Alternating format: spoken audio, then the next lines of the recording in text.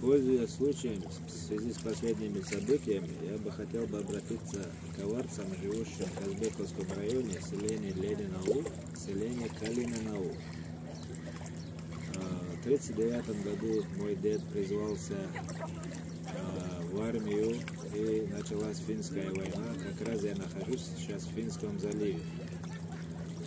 После финской войны он участвовал в Белорусском фронте. После войны, когда приехал домой, аварцы не пустили его домой. Дед, когда воевал, его родителей выслали в Среднюю Азию. По дороге они с холоду умерли, родители там умерли с голоду. Сейчас идет ситуация такая, не возвращаются наши земли, дома аварцами, мол, их тоже насильно выслали. Если вас насильно выслали, нас насильно выслали, мы за 13 лет в Средней Азии построили дома, все вот. И когда уже был вариант вернуться домой, мы вернулись на свою родину за 3000 километров. Все дома, которые мы построили за 13 лет, мы оставили на месте и приехали к себе домой на родину. Вы что, не можете за 30 километров к себе домой поехать?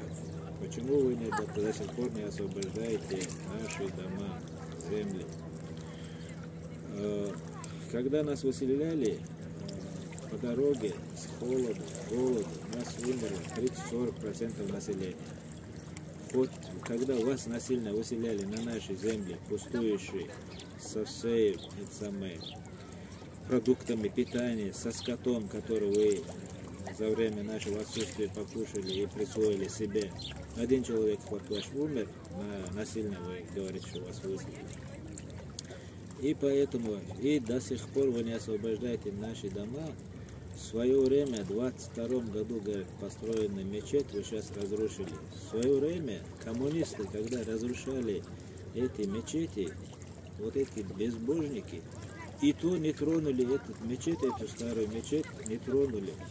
Но вы, считающие себя мусульманами, аварцы, живущие в Казбековском районе, умудрились разрушить чужую мечеть, чужой земле, и умудрились построить там мечеть свою на харамной земле, которую вам не разрешил ни собственник земли, ни остальной народ, который живущий там.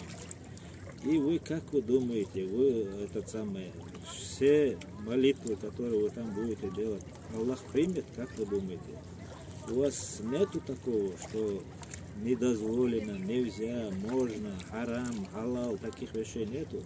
Я бы хотел еще обратиться к главам этих сел, Калин-Аул, Ленин-Аул. Вы, которые были до этого, и сейчас есть которые, вы непосредственно причастны к этому, и глава Казбековского района тоже.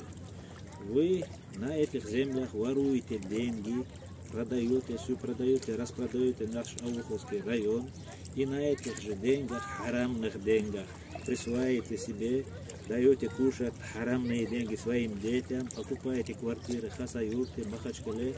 Но это тоже Аллах в свое время на свое место поставит. Немного осталось. Аллах не прощает такие вещи. И да, во власти вас много. И какой бы чеченец не говорил вам правду, вы всякими обманными, необманными путями преследуете их, вызываете в отделы. И я с сотрудником,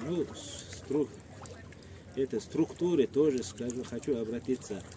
Вы тоже зная, что да, неправомерные действия, все равно преследуете чеченцев, которые вам говорят правду в лицо. Вам не нравится эта правда. И Палестина, все время мы за наших братьев болеем в Палестине. Палестина, у нас вот вторая Палестина находится в Казбековском районе Дагестане, который оккупировали аварцы. И они позорят очень достойных людей аварской национальности, которые есть у нас ребята в Дагестане. Вот эти два села позорят вот весь аварский народ. И, пользуясь случаем, я еще хотел бы обратиться к Хабибу Нурмагомедову, Саджидову, Муртазалиеву, даже спортсмены величайшие. Почему вы молчите? Вы же видите, Хабиб Нурмагомедов, ты же Трампу обращался, спасибо тебе за это тоже, от мусульман Дагестана, насчет Палестины. У нас здесь рядом есть, в Казбековском районе тоже Палестина, которые оккупировали аварцы земли. Вот. Приезжайте, обращайтесь. Почему вы молчите? Муфти Дагестана. Вы муфти Дагестана всего или только для аварцев?